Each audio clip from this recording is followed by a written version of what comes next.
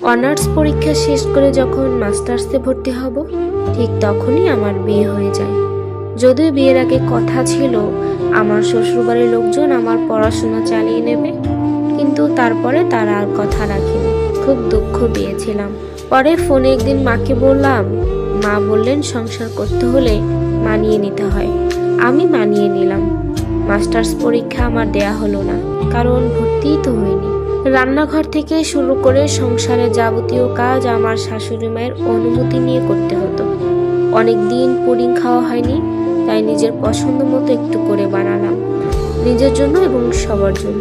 শাশুড়ি মা রেগে আগুন, কারণ তার অনুমতি ছাড়া নাকি এ বাড়িতে গাছের পাতাও নাড়ে না। আর আমার এত বড় সাহস, রান্নাঘরে ঢুকে আমি এত কাজ করে ফেলেছি। বড় আপু বললেন, শাশুড়িরা একটু এমনই হয়, 2-4 বছর হলে দেখবি ঠিক হয়ে গেছে, একটু মানিয়ে নে। আমি মানিয়ে নিলাম। আমার স্বামী বদলে হয়ে গেল অন্য একটি শহরে। আমি ভেবেছিলাম হয়তো আমাকেও সাথে নেবে, কিন্তু তার হলো না।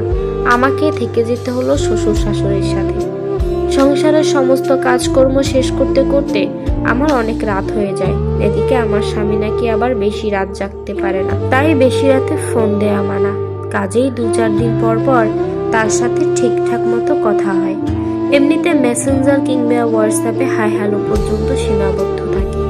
আমার খুব মন খারাপ লাগে। বান্ধবীরা বলল, ভাইয়ের তো আবার ট্রান্সফার হবে, তাই না? নিশ্চয়ই এখানেই চলে আসবে, তুই একটু মানিয়ে নে। আমি মানিয়ে নিলাম কষ্ট হওয়া সত্ত্বেও।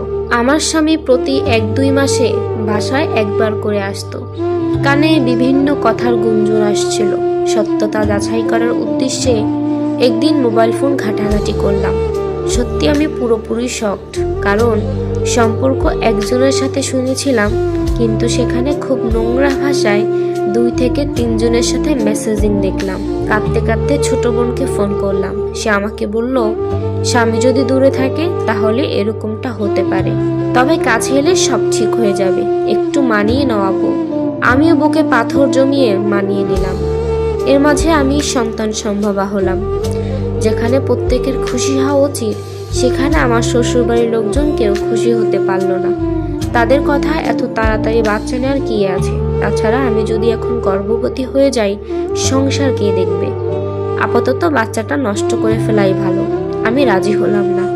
কথা কাটাকাটির এক পর্যায়ে আমার ননদ আমাকে ধাক্কা মারল।